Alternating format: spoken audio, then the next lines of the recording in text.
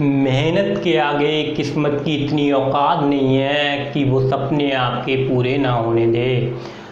तो दोस्तों नमस्कार, आप सभी लोगों का अपने अनएग्जाम एकेडमी चैनल में स्वागत है। मैं संजीव गंगवार आपका हार्दिक अभिनंदन करता हूं। तो दोस्तों जैसा कि आपको पता है कि ये हमारा इंडियन पॉलिटी का सेकंड लेक्चर तो जिसमें जैसा कि मैं आपको बताया हूं कि इसमें क्या कहते हैं, मैं आपसे 5 क्वेश्चन हर सब्जेक्ट में पूछता हूं। तो इसी प्रकार से 1 मिनट या 2 मिनट का हमारा टेस्ट होता है। ये मैं टेस्ट क्यों लेता हूं, इसके पीछे आपको एक रीज़न बताता हूं। इससे क्या कहते हैं स्टूडेंट में एक्यूरेसी आती है और माइंड में क्या कहते हैं थिंकिंग पावर, नए नए विचार बढ़ते हैं और क्या कहते हैं इनोवेटिव माइंड बनता है उसका, जिससे क्या कहते हैं जो स्टूडेंट 5 क्वेश्चन क्या कहते हैं सॉल्व कर लेता है मेरे, तो मैं बोल सकता हूं कि वो स्टूडेंट बहुत अच्छी डायरेक्शन में चल रहा है। वो ये ना सोचे कि हम यूट्यूब पे पढ़ रहे हैं, वो ये सोचे कि हम दिल्ली के किसी संस्थान में बैठ कर पढ़ रहे हैं, क्योंकि वही क्वालिटी मैं आपको यहाँ पर प्रोवाइड करा रहा हूँ या मैं आपको सुविधा बहुत अच्छे से आपको वो दे रहा हूँ। तो इसका अच्छे से अधिक फ़ायदा उठाइए और अपने दोस्तों यारों को बताइए कि इस चैनल को अधिक से अधिक लाइक, सब्सक्राइब, शेयर कराइए। तो पहला क्वेश्चन आपसे है कि क्या कहते हैं सर्वप्रथम अंग्रेज कौन आया था। तो पहला क्वेश्चन, सर्वप्रथम अंग्रेज कौन आया था। तो मिल्डेन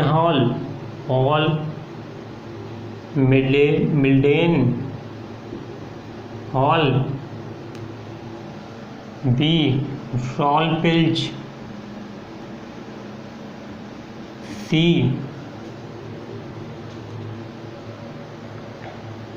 वास्को डी गामा,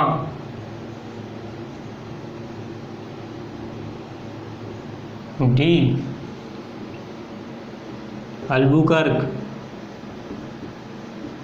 तो सिर्फ प्रथम अंग्रेज कौन आया, मिल्डेन हॉल।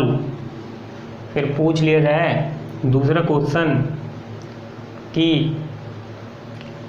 अंग्रेजों ने सर्वप्रथम कारखाना या कोठी या फैक्ट्री, एक ही चीज़ होती है, लिख लीजिए आप, कोठी, फैक्ट्री, कंपनी। क्योंकि क्वेश्चनों में मैं देखा हूँ किसी में कोठी दे देता है, किसी में फैक्ट्री, किसी में कंपनी। तो आपका भी कंफ्यूज नहीं होना है, तीनों के एक ही मीन्स हैं, तीनों के एक ही अर्थ हैं। तो सर्वप्रथम अंग्रेजों ने अपनी कोठी या फैक्ट्री या कंपनी कहाँ पर स्थापित या कारखाना कहाँ पर स्थापित किया। ये लेक्चर है आपका 2 और सब्जेक्ट कौन सा है, इंडियन पॉलिटी। क्या चल रहा है आपका, इंडियन पॉलिटी, भारतीय राज्य व्यवस्था। बहुत इम्पोर्टेंट है ये, राष्ट्रीय राज्य व्यवस्था। अभी हम पढ़ रहे हैं कॉन्स्टिट्यूशनल डेवलपमेंट ऑफ इंडिया। तो वो आपका क्या कहते हैं पूछ लिया जाए आपसे, तो कहाँ पर स्थापित की, सूरत। दूसरा कोची,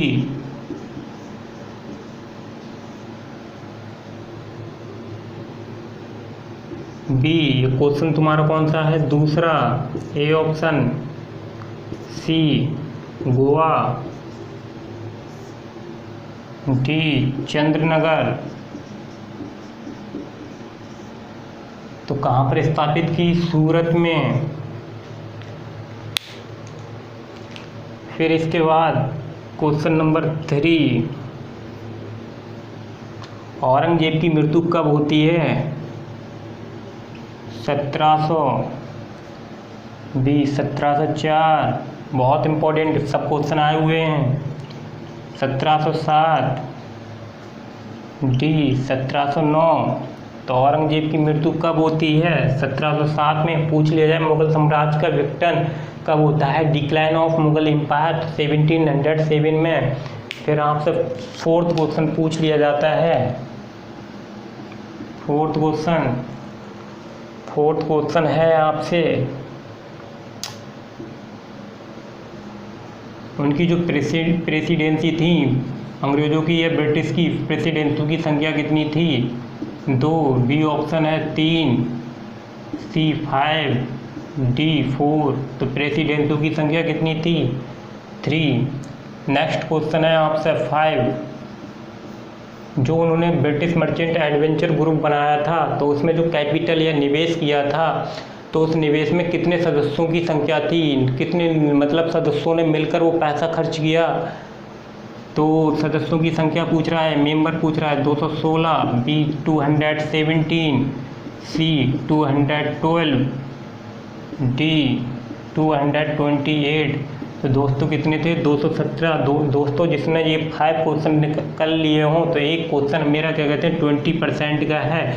अगर वो कर लिया हो तो 100% एक्यूरेसी है। तो मैं कह सकता हूँ वो स्टूडेंट या मेरा भाई या जो भी बहन है या जो भी सिस्टर है वो बहुत अच्छे से पढ़ रहा है, बहुत हाई लेवल उसकी एक्यूरेसी है, बहुत अच्छे से एग्ज़ाम को क्वालिफाई करेगा। यहीं से हमारी क्वालिटी बनती है और आपका इंटरेस्ट बनता चला जाएगा। तो जिससे क्या कहते हैं, अब हम बढ़ते हैं अपने नेक्स्ट टॉपिक की तरफ। तो नेक्स्ट टॉपिक हमारा वो अभी चल रहा है कॉन्स्टिट्यूशन डेवलपमेंट ऑफ इंडिया। जो इस नए चैनल पर हो तो इसको लाइक सब्सक्राइब शेयर करना बिल्कुल भी ना भूले। तो ये लेक्चर है हमारा पॉलिटी का 2, जिसमें हमारा क्या चल रहा था, जिसमें हम डिक्लाइन ऑफ मुगल एम्पायर पढ़ लिए थे। अब यहाँ पर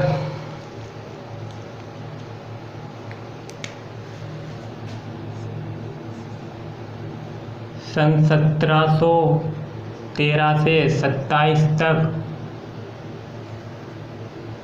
17 से 27 तक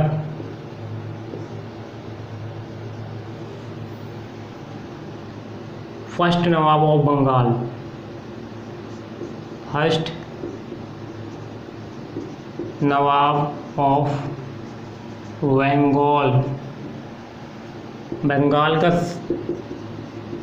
प्रथम नवाब पूछ लिया जाए आपसे क्वेश्चन में, बंगाल का प्रथम नवाब कौन था? बंगाल का प्रथम नवाब मुर्शिद कुली खां। मुर्शिद कुली खां या खान? तो मुर्शिद कुली खान होता है, मुर्शिद कुली खान। इसका जो ड्यूरेशन ऑफ टाइम, जो पीरियड ऑफ टाइम रहता है, कार्यकाल कितना रहता है? टाइम ऑफ पीरियड वो इतना रहता है। तो दोस्तों मैं फिर बोल रहा हूँ, जो स्टूडेंट नया हो तो प्लेबैक में जाकर क्या कहते हैं अपनी 0.75 की स्पीड लगाकर मेरी स्पीड कम कर ले और मेरे जो मुंह से वर्ड निकल रहे हैं वो अपने सेंटेंस में लिख ले। इन सेंटेंसों को क्या कहते हैं पैराग्राफ में कन्वर्ट कर ले। मैं ये सोच रहा हूँ कि अधिक से अधिक डायग्राम बनाकर आपका सिलेबस अधिक से अधिक आपके पास पहुँचा दिया जाए और आप अच्छे से प्रिपरेशन कर लें। अगर मैं पूरा लिखता चला जाऊँगा तो सब्जेक्ट बहुत है और ऊपर वाले गॉड की कृपा से सब्जेक्ट मुझे सब ठीक ठाक आते हैं, जिससे आप एग्ज़ाम अच्छे से क्वालिफाई कर पाएँ। तो मैं सोच रहा हूँ अधिक से अधिक आपको क्या कहते हैं यहाँ पर आपके लिए प्रोवाइड सब्जेक्ट करा दिए जाएँ। अगर इस प्रकार से कराऊँगा तो 1-2 ही सब्जेक्ट चलते रहेंगे पूरी साल, उसमें आप ही का प्रॉफिट है। तो ये एक सिटी बनाता है, उस सिटी का नाम क्या होता है? मुर्शिदाबाद। एक सिटी बनाता है जिसका नाम होता है मुर्शिदाबाद।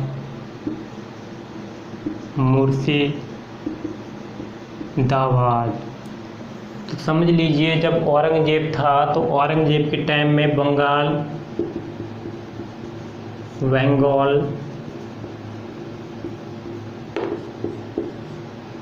की राजधानी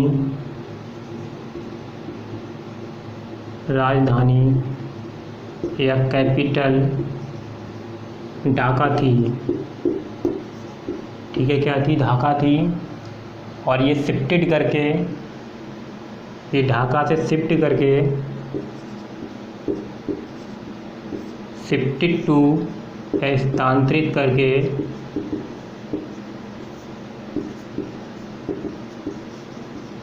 शिफ्टेड टू क्या कर देता है? मुर्शिदाबाद। तो जो बंगाल की अब कैपिटल हो जाती है वो बदल कर क्या हो जाती है, मुर्शिदाबाद। पहले क्या थी, फर्स्ट टाइम में क्या थी, ढाका। ढाका कब थी, जो औरंगजेब था। जैसे ये नवाब बन जाता है, नवाब बनते ही एक सिटी बनाता है अपने नाम से मुर्शिदाबाद, और मुर्शिदाबाद को क्या कहते हैं, शिफ्टेड कर देता है। ढाका से राजधानी क्या बना देता है मुर्शिदाबाद। ठीक है दोस्तों, इतना हो जाता है, मुर्शिदाबाद राजधानी बना देता है। फिर क्या कहते हैं, जो वो मर जाता है तो फिर वो क्या कहते हैं, मुग़ल साम्राज्य का एक क्या कहते हैं बादशाह होता है, जहांदार से भी होता है, मुअज़्ज़म उसका बड़ा बेटा होता है औरंगजेब का। तो उससे हमें कुछ ज़्यादा भी मतलब नहीं है, क्योंकि ज़्यादा ही डीपली हो जाएगी यहाँ पर हिस्ट्री मॉडर्न इंडिया। तो मॉडर्न इंडिया को मैं जब पढ़ा ही रहा हूँ तो उसमें पूरा आपको बताऊँगा कब, क्यों, कैसे, वाई, वेन, हाउ। तो ये सब वर्ड आपके दिमाग में आने चाहिए, तो वो अच्छे से मैं आपको एक्सप्लेन कर दूँगा। मगर यहाँ पर क्या कहते हैं, एक हमारा फारूक सियर मुग़ल बादशाह का क्या कहते हैं बादशाह था, जो मुग़ल का पूरा दिल्ली का। तो जो फारूक सियर था सन 1717 में, तो ये क्या कहते हैं गोल्डन ऑर्डिनेंस, मतलब स्वर्णिम फरमान क्यों देता है, इसके पीछे रीज़न है, वो भी मैं वहीं बताऊंगा। क्योंकि यहाँ पर मैं अपनी पॉलिटी की उत्पत्ति या पॉलिटी का जन्म निकाल रहा हूँ। Constitution development of India, Bharat का संवैधानिक विकास किस प्रकार से हो रहा है। तो ज़्यादा ना पढ़ाते हुए थोड़ा काम का ही पढ़ाऊँगा। तो उसमें क्या कहते हैं, मैं आपको बताना था, जो फारूक सियर था 1707 में, आप लिख सकते हैं सन 1717 ईस्वी में फारूक सियर बादशाह, जो फारूक सियर था ये एक गोल्डन ऑर्डिनेंस, ये एक हमारा फरमान देता है, गोल्डन ऑर्डिनेंस, इसे सुनहरा या स्वर्णिम, गोल्डन ऑर्डिनेंस, स्वर्णिम फरमान। ये स्वर्णिम फरमान इसका सुन लीजिए, सबसे बड़ा बेवकूफ़ी यही था जिससे अंग्रेज़ों को छूट दे दी, फ्री ऑफ टैक्स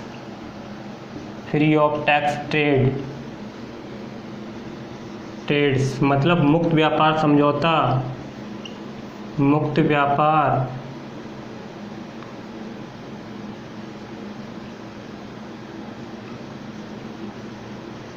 समझौता मीन्स कोई टैक्स नहीं देना पड़ेगा, कोई कर नहीं देना पड़ेगा।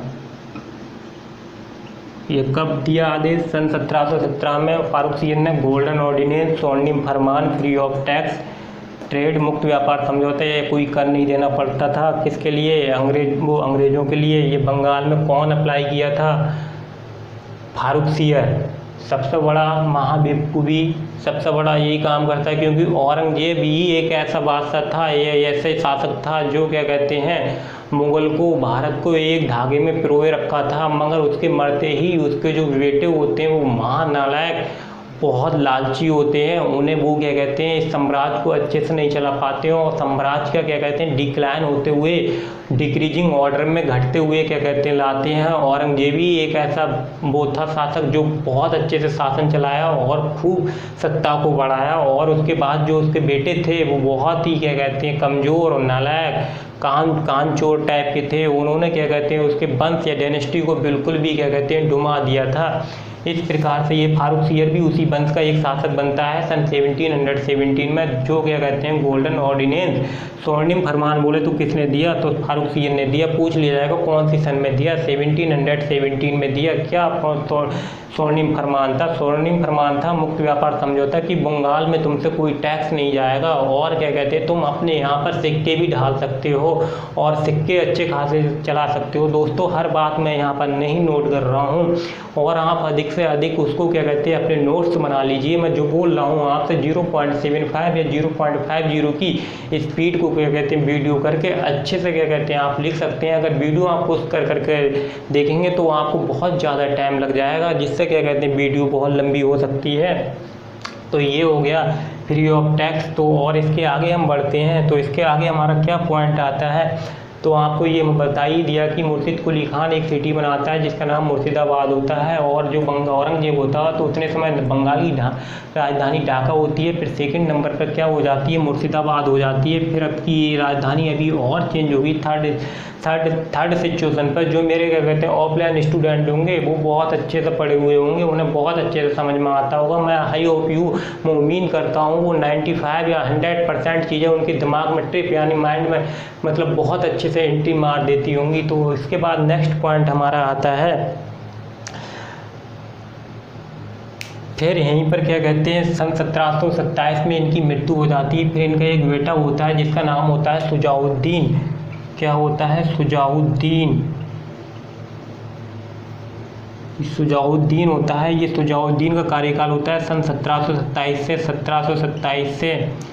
1739 तक, 1739 ईस्वी तक रहता है। तो 3900 ईस्वी तक रहता है। तो ये क्या करते हैं, सबसे महानालायक काम या सबसे बेकार कार्य, बैड वर्क,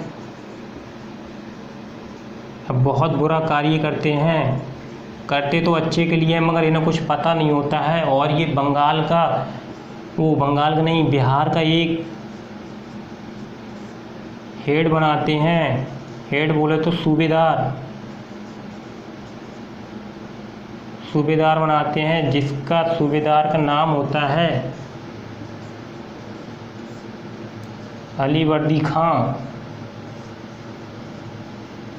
अलीवर्दी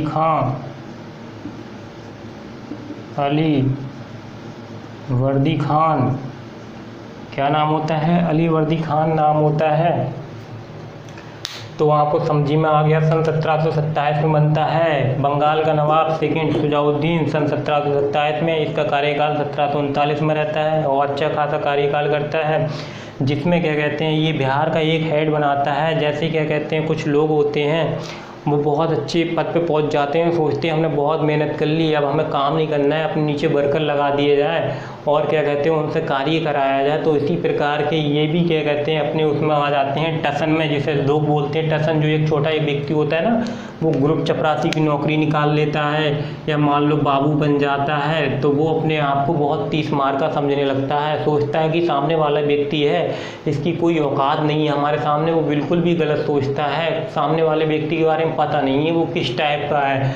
तो ये बिल्कुल भी सोचना नहीं चाहिए कि कौन व्यक्ति कितना टैलेंट है, वो कुछ पता नहीं चलता है देखने से। तो इसी प्रकार से क्या कहते हैं सुजाउद्दीन था, तो इसने बहुत बड़ी माँ बेवकूफ़ी कर दी। इसने सोची ये जो सूबेदार मैं बना रहा हूँ ये हमेशा मेरे नीचे ही कार्य करेगा, बिल्कुल नीचे कार्य करता रहा। जैसे ही क्या कहते हैं अलीवर्दी खां की सन 1739 में मृत्यु हो जाती है। फिर इसका बेटा बनता है। इसका बेटे का नाम क्या होता है, बेटे का नाम होता है सरफराज खान।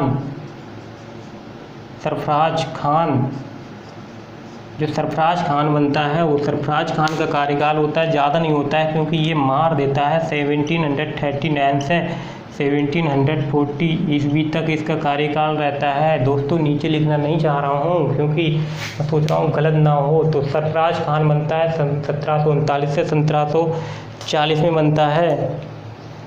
तो जिसके लिए अब ये रब कर देता हूँ।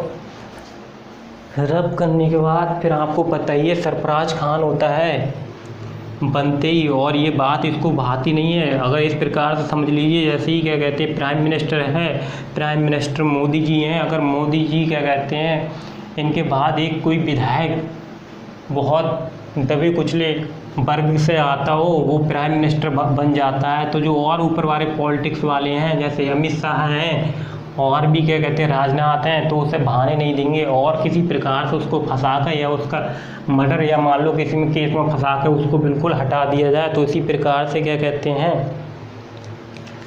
सन 1739 में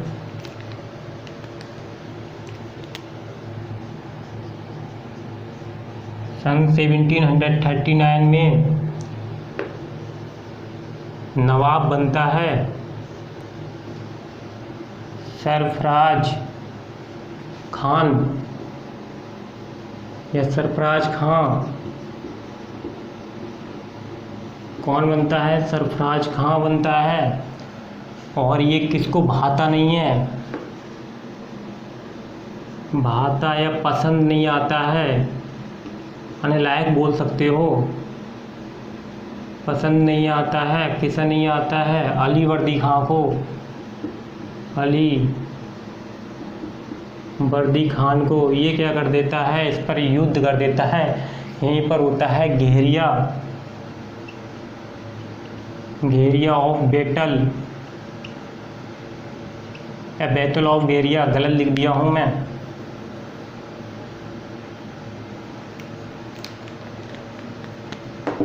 युद्ध होता है बैटल ऑफ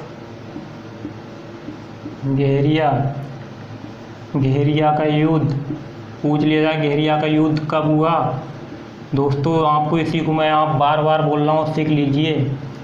एनालिसिस भी सिखा रहा हूँ, ये बहुत कम कोचिंगों में सिखाया जाता है। ये मैं अपने माइंड से यूज करके आपको सिखा रहा हूँ, क्योंकि ज़्यादातर मैं अपना माइंड यूज करके ही सिखाता हूँ। कुछ चीज़ें ही मैं अपने गुरु से सीखा हूँ, ठीक है। सिखा तो सब कुछ हूँ, मगर उनकी अच्छे से मैं यूटिलाइज कर रहा हूँ वर्डों को। उनकी तरह ना पढ़ा के अपने माइंड को क्या कहते हैं उसमें मैं चेंज कर लिया हूँ। आपको दिखता भी होगा किस प्रकार से मैं चेंज किया हूँ।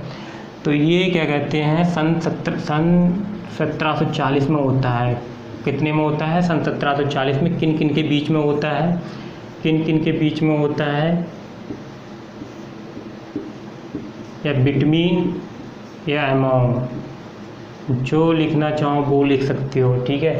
तो जो बिटवीन होता है वो होता है अली वर्दी खां, अली वर्दी खान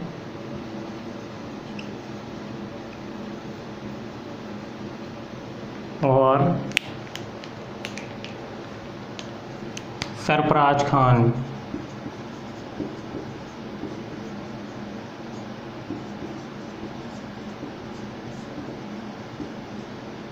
जिसमें किसकी हार होती है और किसकी जीत होती है। हार किसकी होती है? इनकी। जीत किनकी होती है? अली वर्दी खां की।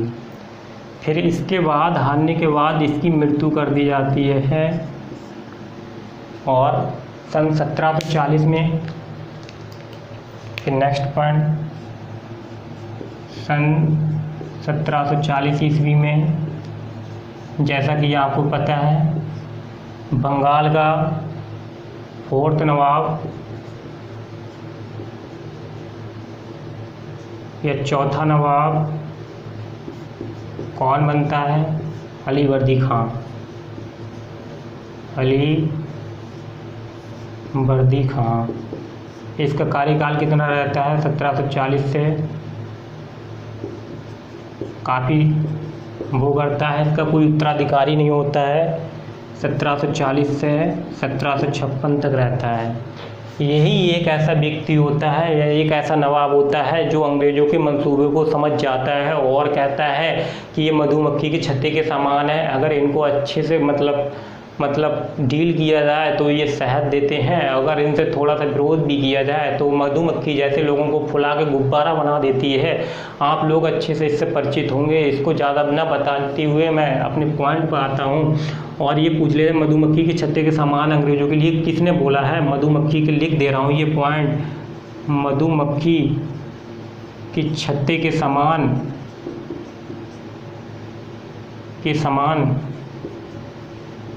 अंग्रेज़ों के लिए किसने बोला है या वर्ड यूज किया है? तो वो कौन किया है? आपका अली वर्दी खां। और वो समझ गया ये कोई व्यापार करने नहीं आए, ये भारत पर अपना कब्जा जमाने के लिए आए हैं। और सन 1756 में इसकी क्या कहते हैं मृत्यु हो जाती है। किसकी मृत्यु हो जाती है? अली वर्दी खां की। फिर इसका क्या कहते हैं एक नाती होता है, इसका कोई उत्तराधिकारी नहीं होता है। उत्तराधिकारी इसका कोई उत्तराधिकारी नहीं होता है। तो फिर इसका क्या कहते हैं सन 1756, यहाँ पर ये पॉइंट लेते हैं अच्छे से। सन 1756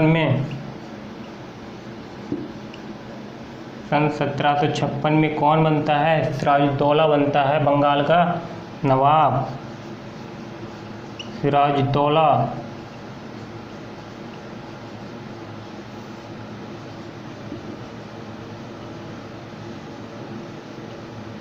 सिराजुद्दौला।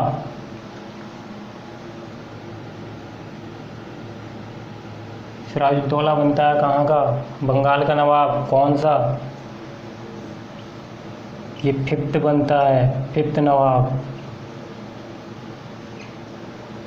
5th नवाब यानी 5वां नवाब बनता है बंगाल का कौन? सिराजुद्दौला। इसका सेनापति होता है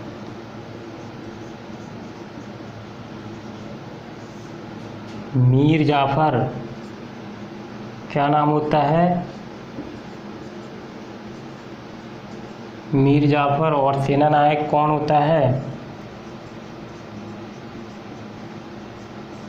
सेना नायक का नाम होता है राय दुर्लभ। राय दुर्लभ।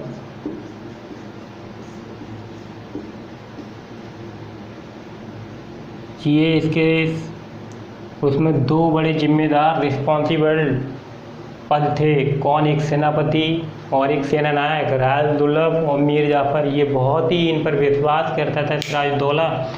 जैसे ही सिराजुद्दौला बनता है तो उससे पहले सिराजुद्दौला के बनते वहाँ पर क्या कहते हैं 2 हमारी यूरोप से जो आए हुए थे वो व्यापार कर रहे थे। कौन कर रहा था? एक कर रहा था हमारा क्या कहते फ्रांसीसी। फ्रांसीसी कहाँ पर कर रहे थे? चंद्रनगर में। और क्या कहते हैं जो अंग्रेज थे वो हमारे कर रहे थे बंगाल में। तो ये 2 लोग बंगाल में नवाब कर रहे थे, वो क्या कहते हैं व्यापार कर रहे थे। फ्रांसीसी कहाँ कर रहे थे? चंद्रनगर में कर रहे थे। जैसा कि दोस्तों आपको पता है अंग्रेज अपनी बढ़त बनाने के लिए अंग्रेज क्या कहते हैं फोर्ट विलियम जो कि क्या कहते हैं फाउंडेड या सिचुएड जो कि स्थापित है वो कलकत्ता में है। कलकत्ता में अगर पूछ ले फोर्ट विलियम कहाँ पर किला स्थित है तो वो हमारा कहाँ पर है? कलकत्ता में। पूछ लिया जाए किसने इसका निर्माण किया है तो इसका निर्माण अंग्रेज़ों के द्वारा किया गया है। तो और जो चंद्रनगर था वो क्या कहते हैं फ्रांसीसी चंद्रनगर में किलेबंदी कर रहे थे। जैसे ही सिराजुद्दौला को पता चलता है तो सिराजुद्दौला अपना एक मैसेज या एक मतलब क्या कहते हैं आदेश देता है उनसे जो आप कर रहे हैं किनसे बोलता है? अंग्रेज़ों से और फ्रांसीसियों से कि ये करना बिल्कुल छोड़ दीजिए ना, मैं आपके अगेंस्ट खिलाफ कार्रवाई करूँगा। जिससे क्या कहते हैं फ्रांसीसी तो डर जाते हैं सिराजुद्दौला से मगर अंग्रेज़ बिल्कुल भी नहीं डरते हैं। अंग्रेज़ किलेबंदी को करने के लिए तैयार रहते हैं। तो और इस पर क्या कहते हैं एक्शन लेते हैं, उन पर अटैक कर देते हैं सिराजुद्दौला। किस पर? क्या कहते हैं अंग्रेज़ों पर। और सिराजुद्दौला की वो अंग्रेज़ों की यहाँ पर हार होती है जिसमर क्या कहते हैं जिसमें अंग्रेज़ वो सिराजुद्दौला फोर्ट विलियम किला अपनी ओर मतलब क्या कहते हैं अपने कब्जे में ले लेते हैं। और वहाँ पर एक मीर कासिम बाज़ार, हाँ कासिम बाज़ार होती है जिस पर क्या कहते हैं अपना अधिकार कर लेते हैं और कलकत्ता पर भी अधिकार कर लेते हैं। और कलकत्ता का नाम बदलकर वहाँ अली नगर कर देते हैं। अली नगर करने के बाद क्या कहते हैं ये सब अपने कब्जे में और वहाँ पर पूरा अपना वर्चस्व है इफेक्टिव या प्रभाव क्या कहते हैं अपने अंदर में कर लेते हैं। और क्या कहते हैं इतिहास में एक ऐसी घटना घटित होती है या दर्ज है जिसे क्या कहते हैं ब्लैक होल ट्रेजेडी के नाम से, कालकोठरी के नाम से वो घटना जानी जाती है। जिससे क्या कहते हैं ये घटना जो होती है इस घटने में क्या कहते हैं 140 लोगों को क्या कहते हैं सिराजुद्दौला अरेस्ट कराता है ब्रिटिश सैनिकों के लिए। जिसमें क्या कहते हैं 15/18 का रूम होता है और गर्मी का टाइम होता है। 2 दिन तक लोगों को ठूस कर भर रखता है। और उनमें गर्मियों के कारण या मान लो क्या कहते हैं उसमें एक भी रूम में वेंटिलेटर नहीं होता है और लोग गर्मी के कारण 123 लोगों की मृत्यु हो जाती है। और 23 लोग बचते हैं, उन्हीं में से 23 में से लोग बचते हैं तो उन्हीं में से एक व्यक्ति इसमें चर्चा करता है जिसका नाम होता है विलियम हॉलवेल। तो जो विलियम हॉलवेल होता है, विलियम हॉलवेल ही बताता है कि क्या कहते हैं सिराजुद्दौला ने ब्रिटिश सैनिकों को एक रूम में 15/18 के रूम में ठूस के भरा था। ठूस के मतलब होता है कि एक रूम है और रूम में लोग बल्कि 4 हैं और मैं मेरे डर के चक्कर में मान लो या किसी के चक्कर में जो भी शैतान है उसके चक्कर के मारे उसमें क्या कहते हैं भर जा रहे हैं एक दूसरे के ऊपर। और चल रहा है जून का मंथ तो टेम्परेचर है 54, तो 54 में क्या होगा एक भी वेंटिलेटर नहीं है और 2 दिन तक क्या कहते हैं लॉक लगा दी जाए, निकलने के लिए कुछ भी न मिले खाने पीने के लिए, तो 123 लोगों की मौत हो जाती है। और क्या कहते हैं ये घटना क्या कहते हैं घटित हो जाती है, जो हालवेल इसका चर्चा करते हैं। लेकिन क्या कहते हैं भारत के कुछ लोगों का कहना है या इतिहासकारों को कहना है कि जो सिराजुद्दौला हैं उनको फंसाने की कोशिश की गई और ये मनगढ़ंत कहानी थी। और इसी कारण क्या कहते हैं अंग्रेज़ों की जो एक प्रेसिडेंसी थी मद्रास के जो एक चीफ आर्मी थे जिनका नाम था रॉबर्ट क्लाइव वो क्या कहते हैं अटैक करते हैं सिराजुद्दौला की, जिससे क्या कहते हैं संधि करनी पड़ती है ट्रीटी ऑफ अलीगढ़ की संधि करनी पड़ती है सन 1756 में। और 56 के बाद क्या कहते हैं रॉबर्ट क्लाइव नहीं मानता है, जो फोर्ट विलियम उनका किला होता है वो उनसे छिन जाता है और क्या कहते हैं उनसे जो अंग्रेज़ों की भरपाई नुकसान होता है वो भरपाई क्या कहते हैं पूरी की जाती है और बहुत भी कुछ किया जाता है। और ये क्या कहते हैं मैं आपको नेक्स्ट क्लास में पूरा टॉपिक वाइज लिखाऊंगा, जैसे लिखाऊंगा क्या जिस प्रकार से डायग्राम चल रहा है इसी प्रकार से, क्योंकि पॉलिटी का हमारा बहुत ब्रॉड सिलेबस है। अगर मैं आपको जैसे मॉडर्न हिस्ट्री लिखा रहा हूँ इस प्रकार से सिलेबस पूरा कराऊँगा तो 2 साल में भी ख़त्म नहीं हो पाएगा। तो आपसे मैं दोस्त उम्मीद करता हूँ थोड़ी मेहनत करने की ज़रूरत आपको है। और ये जो मैं बोलता हूँ तो आप 0.5 की स्पीड लगाकर वीडियो की यहाँ पे एक पॉइंट नोट करके लिख लीजिए जो मेरे मुंह से निकल रहा है, कोई भी फालतू वर्ड नहीं है, जिससे क्या कहते हैं एग्जाम पॉइंट ऑफ व्यू से आपके लिए बहुत ही इम्पोर्टेंट ये क्वेश्चन रहेंगे। और आपको उम्मीद है कि क्या कहते हैं मैं आपको उम्मीद करता हूँ कि आप इस लेक्चर को बहुत अच्छे से तैयार करेंगे। नेक्स्ट वीडियो में आपसे यहाँ पर 5 क्वेश्चन पूछता हूँ। और जो इस चैनल पर नया हो लाइक सब्सक्राइब शेयर करना बिल्कुल भी ना भूले। मिलते हैं दोस्तों आपसे नेक्स्ट क्लास में, तब के लिए धन्यवाद।